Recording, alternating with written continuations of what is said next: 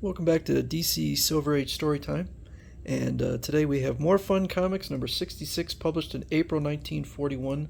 And this story is called The World Within the Paintings. And so we have another embiggened specter, and this time he's scaring off some criminals and, winding up the propeller.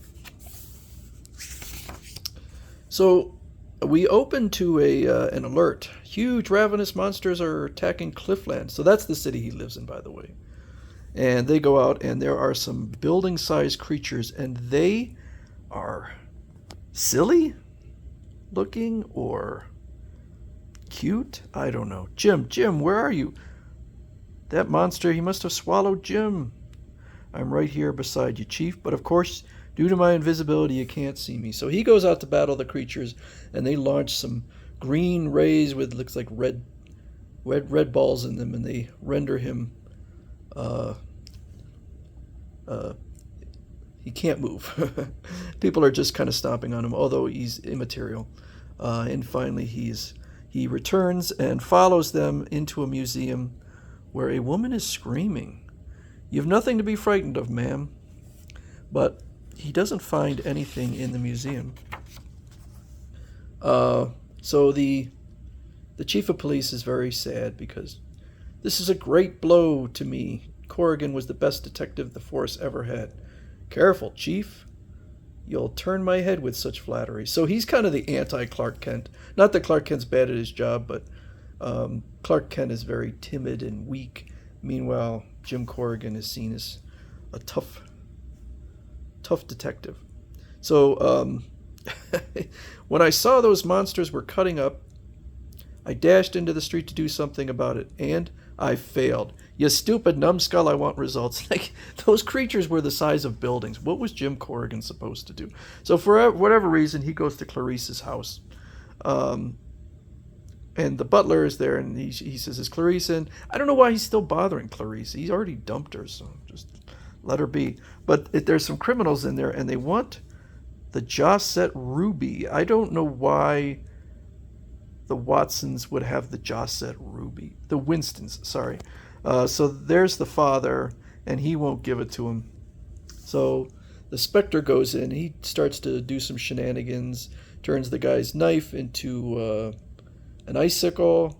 The guy goes to try and choke the dad, but his hands are burned.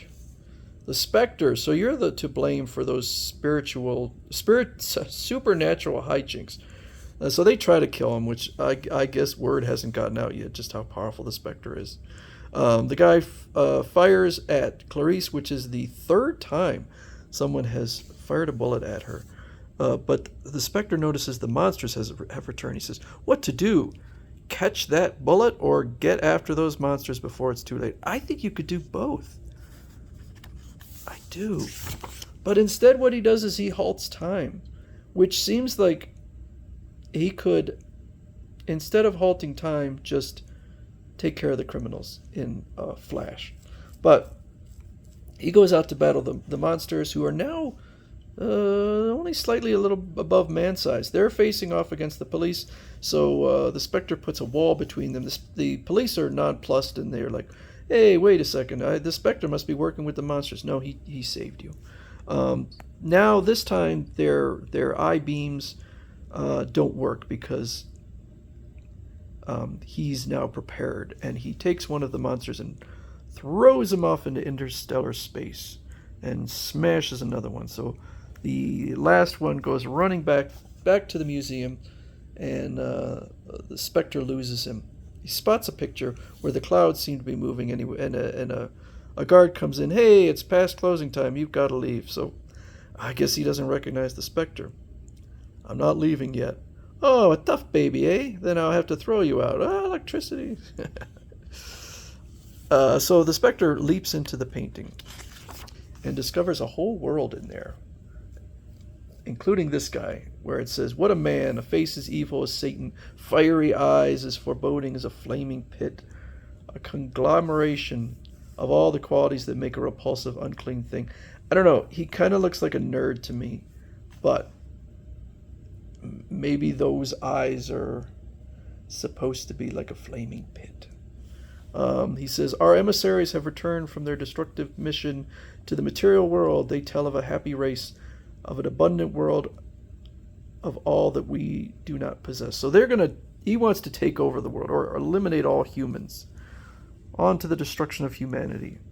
And the Spectre shows up. He says, fool, how can you hope to oppose black magic beyond all understanding, because it never existed? So somehow, I guess, whoever the artist was who created this, somehow managed to create an entire world within the portrait. So he orders his monsters to destroy the Spectre, and this time the Spectre is just way too powerful. He just destroys them all in an oily fluid. So this fellow, and I don't think he's ever given a name, he decides he's going to rush out of the painting and take over the world. The Spectre drawing closer to these globes will confuse him, and I need only a moment more to reach the goal. So meanwhile, the guard is out there. That cloaked guy and the other guy fighting it out in that picture. I'm going raving mad. So they continue to fight, and it turns out that this hunchback fellow is also a monster. The guard takes the painting, and he's about to smash it when the Spectre leaps out and destroys the painting. And then he has to go back and take care of Clarice. So apparently his spell has now worn off, and the bullet is flying at it. But he makes the bullet fly back into the gun, backwards into the shell, or into the casing or whatever. Yeah, the shell. I don't know why he did that, but I guess just having some fun. So the criminals try to leave, but he whips up a tornado and blows them right to the police station. And then writes in the sky, farewell. Look, it's written a message in the sky in letters of flame. I do hope we meet again. When Jim returns to the police headquarters, so here you are, Corrigan, get going. Some excitement at a museum. It's rumored the Spectre is involved. Yeah, what I wouldn't give to meet the Spectre. Yeah, I don't know why Jerry Siegel feels compelled to always include just regular criminals in the story. I actually don't mind this villain. I think it's an interesting idea. I would have just focused on that and not Clarice and the other things. I think Bernard Baily's artwork kind of hurt the... I mean, there is sort of a horror in absurd-looking creatures, and they do look absurd, but I don't know. I feel like the story would have been better with some better artwork, but I think it's one of the better Spectre stories, in my opinion.